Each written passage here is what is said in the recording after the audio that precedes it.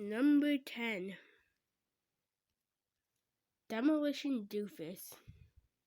This is the episode where Mrs. Puff tries to kill SpongeBob, which is actually confirmed with this line. I could finally be rid of SpongeBob. Wait. Okay, there's actually a little bit more to the episode than that.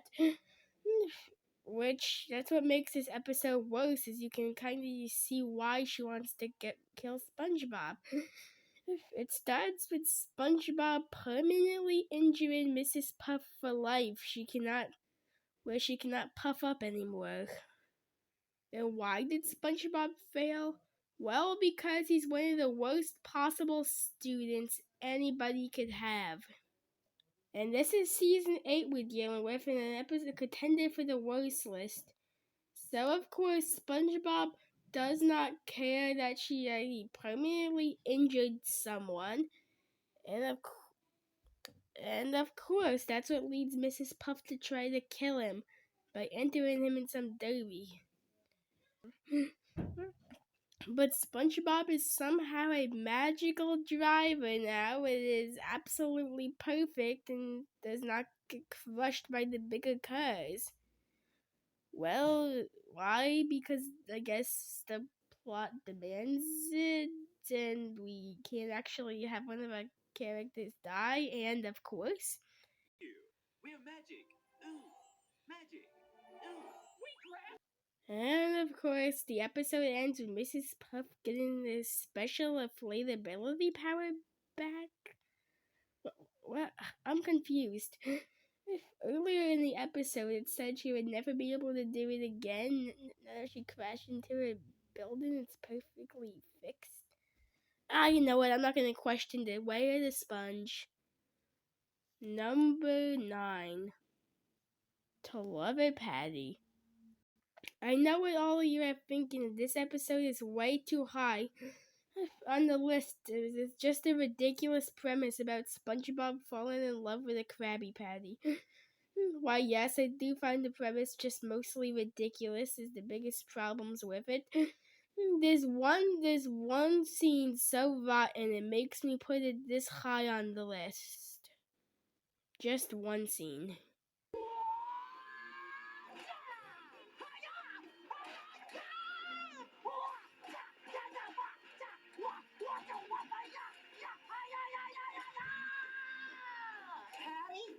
You okay, sweetums? You said it right. SpongeBob just killed a bunch of clams to save a burger. That is one of the most disturbing things in the series. Which, yeah, not many people ever bring that scene up, so that means the episode does not make many worse lists.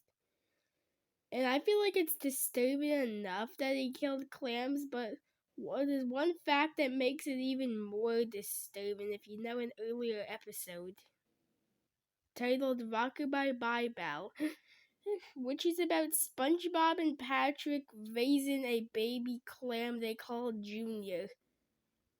So SpongeBob could have killed his own foster son, with of course being too stupid to remember that. That is just the most disturbing thing I ever seen SpongeBob do. Now let's just touch upon how ridiculous I feel like the idea of SpongeBob falling in love with a Krabby Patty is. Let's just address a couple of the creepy things, the other less creepy things SpongeBob did with the Krabby Patty. First, he found the Krabby Patty was cooking. Then he took it out shopping, fed it cotton candy, and then... It's just weird. And another thing with the plot is that this is a rip-off episode.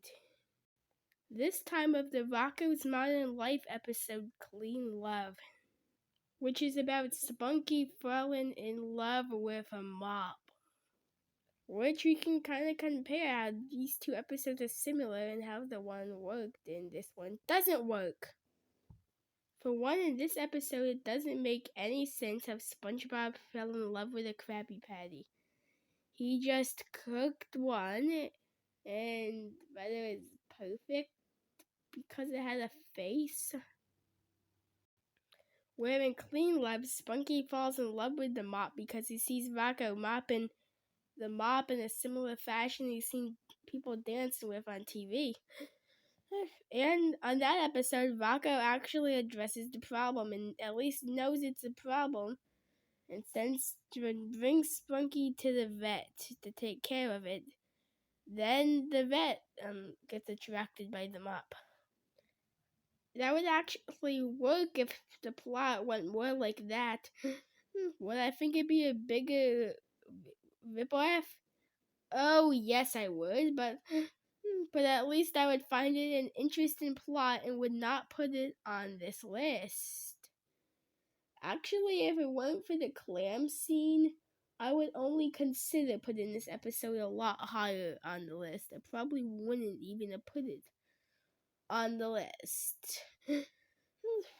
But I wish SpongeBob's friends actually had a bigger role. This would have worked.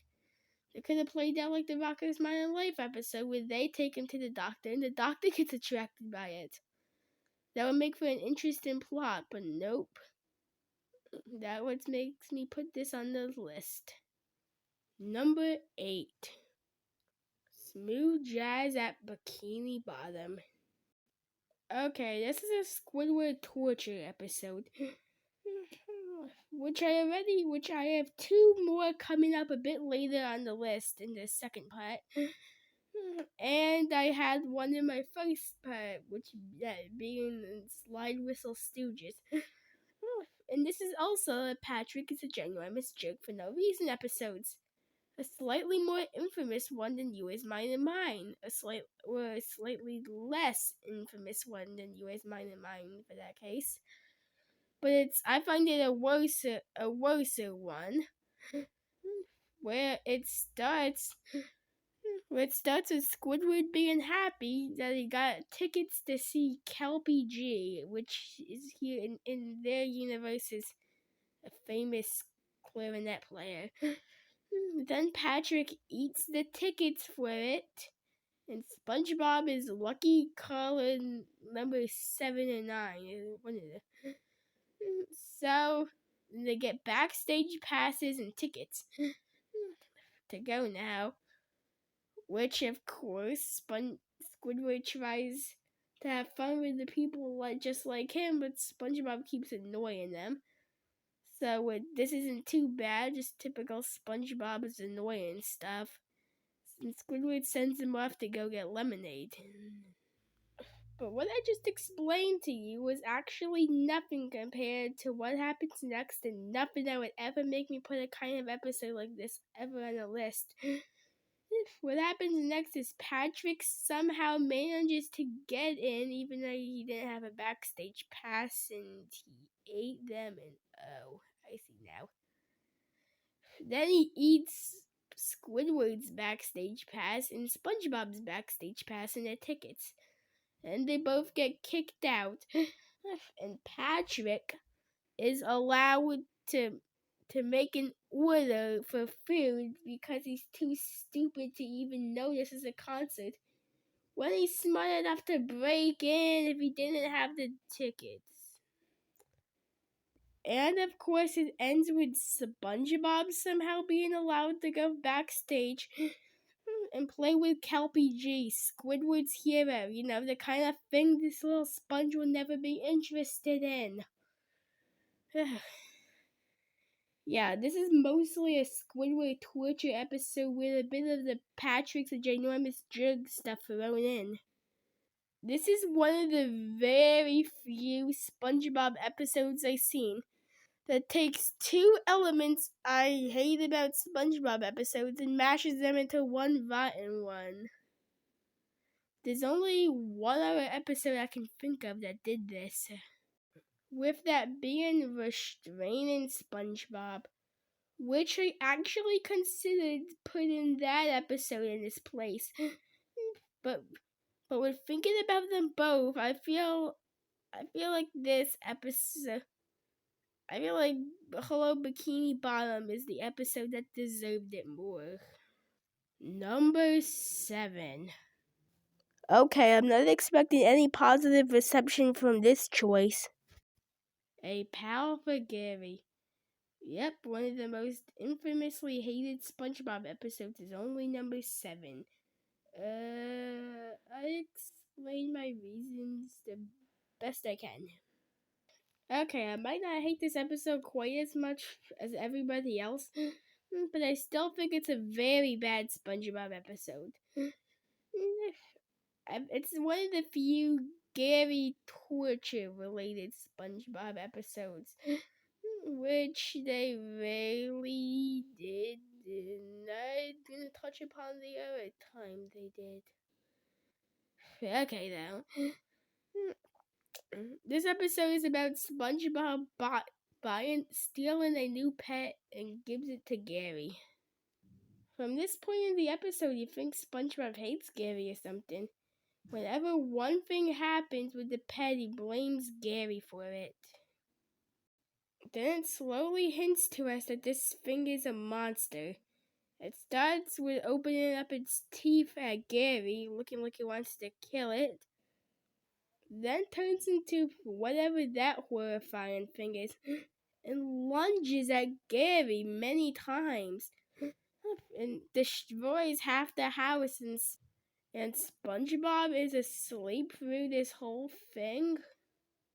Then turns into whatever that thing is and tries to, and when it's eating Gary alive, SpongeBob blames Gary for holding it. No, I'm done. This is just too ridiculous. Then when that thing tries to eat SpongeBob, Gary saves him, and he still hasn't earned SpongeBob's respect. So now he has to come to work with him every day. Oh yeah, and at the beginning it shows Gary liked being home alone. What an episode. Number 6. Squid's Visit. Oh my, I guess I was wrong. There is a Squidward torture episode before part 4. Okay, where this episode failed is where episodes like The Graveyard Shift, Nasty Patty, Scaredy Pants, Ghost Host, Ghoulfuls, and Legends of Bikini Bottom succeeded at. That be knowing how to actually tell a creepy story right. This has absolutely no idea how to tell a creepy story right. It doesn't even start off that creepy for the first half. Half of that is SpongeBob crying.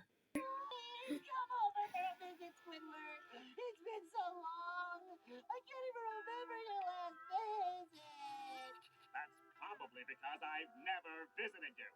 Please, please, please. Please. Please.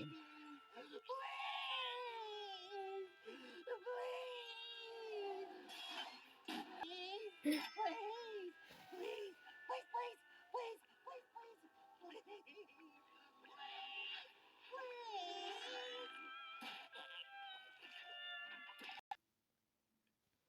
Then after Patrick gives SpongeBob the idea to steal something from Squidward, it goes pretty much the Squidward and Clarinet Land route.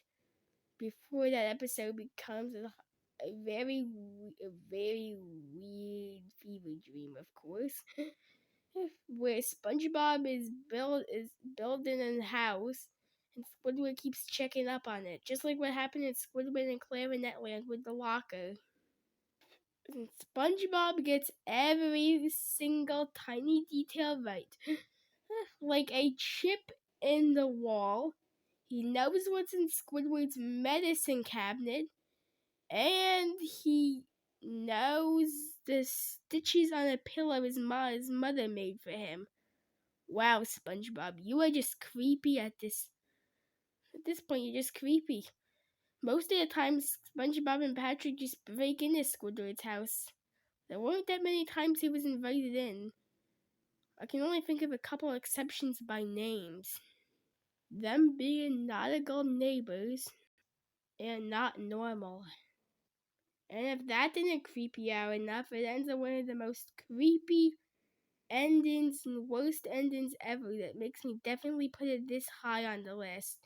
And of course, SpongeBob being a giant, ginormous creep. It is you. Come on, baby. You and I will walk out of this horror show the way we walked into it, with dignity and aplomb.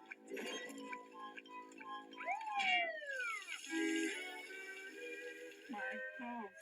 You just missed the fire. What happened to my house? Oh, some knucklehead left a casserole in the oven. SpongeBob! Aw, don't worry, Squidward. You're more than welcome to stay at my house until you get your house fixed.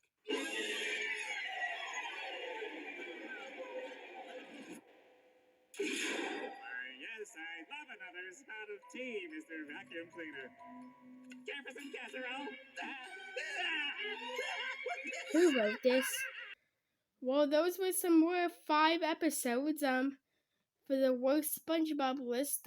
Here at part 3. In a couple days, part 4 is gonna come out. We're gonna finish up the last 5 episodes. The dishonorable mentions, all of that. Alright, this is another video made by Seth Cornell. I hope you enjoyed it. Bye.